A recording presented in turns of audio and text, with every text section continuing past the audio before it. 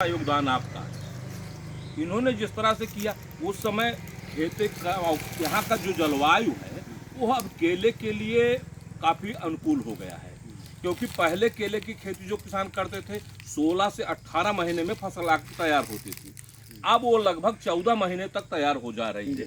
3-4 महीने जो गैप बच रहा है किसान का, फसल की लागत को उसका प्रभाव पड़ता है, किसान का फायदा ज़्यादा होता है। और केले की जो क्वालिटी है वो एक नंबर के भुसावल जैसे केले की क्वालिटी के बराबर लगभग क्वालिटी यहाँ के केले की आ रही है। इस कारण मार्केट में इस केले की डिमांड भी अच्छी है।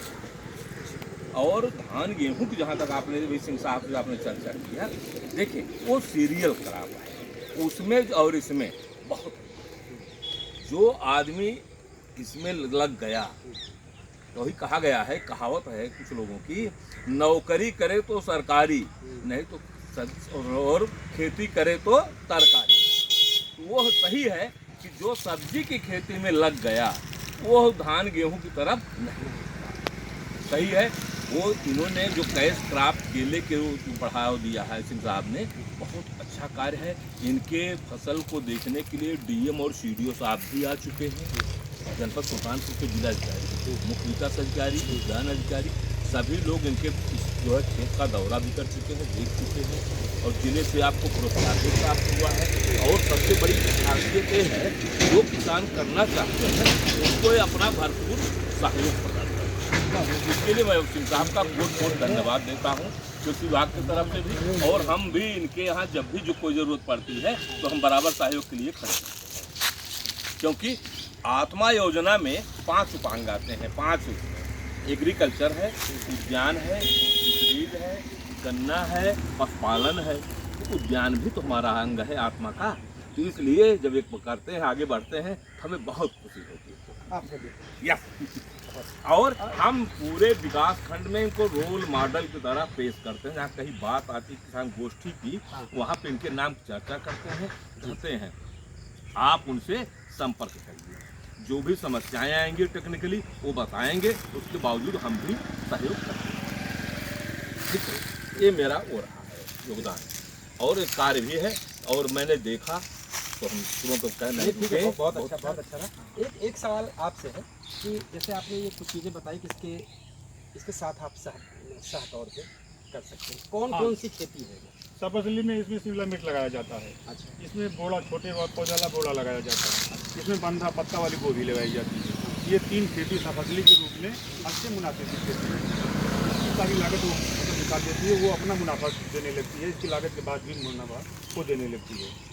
हमारे छोटे किसान जितने हैं ये सारे किसान कर रहे हैं, और उससे हम लोगों को भी प्रभावित हैं। उस खेती से सफसली बड़े पैमाने पर होने के कारण नहीं कर पा रहा हूँ, और सीखेंगे आए। अच्छा, इस वक्त सरकार थोड़ा प्रोत्साहित कर रही है यूरिया, नीम कोडेड स्प्रे जी, और डीएपी को थोड़ा सा दूर हो रही है एनपीए के, इस पर क्या कहेंगे आप? किसान हैं आप तो। हाँ, वो जो डीएपी कैसी है? जो डीओपी आ रही है वो बोतल वाली लीटर में नैनो, वो बहुत कारगर है, लेकिन वो पत्तों पर कारगर है। फसल को हुआ है जब स्प्रे सिस्टम का जो चल रहा है, हाँ बहुत बढ़िया नंबर 1 खाद आई है। एनपीए भी एक है क्या? एनपीएस खाद एक है, वो 20-20-013 जो है वो बहुत बढ़िया खाद लग रही है। मतलब पौधे में बेहतर खाद। विभाग बता रहा है कि खाद वो बेहतर है, बल्कि डीएपी से थोड़ा सा किसान दूर हो ज़्यादा अच्छा। हाँ, डीएपी से किसान, हमारे जैसे किसान जो है इस फसल में तो डीएपी का कोई माने नहीं। ये इसमें तो एनपीएस और ऑर्गेनिक और जैविक खाद जो चल रही है, यही खाद इसके लिए। ठीक, जानकारियों तो बहुत है, अभी बहुत सारी सवाल बचे हैं, लेकिन समयाभाव की वजह से हम फिर आपसे एक बार मुलाकात करेंगे और इसकी और अधिक जानकारी किसानों तक पहुंचाने की कोशिश करेंगे। कहीं कोई किसान अगर दिक्कत होती, क्योंकि आपने मोबाइल नंबर दिया ही है, वो आपसे संपर्क करके इस चीज़ को समझने की कोशिश करें।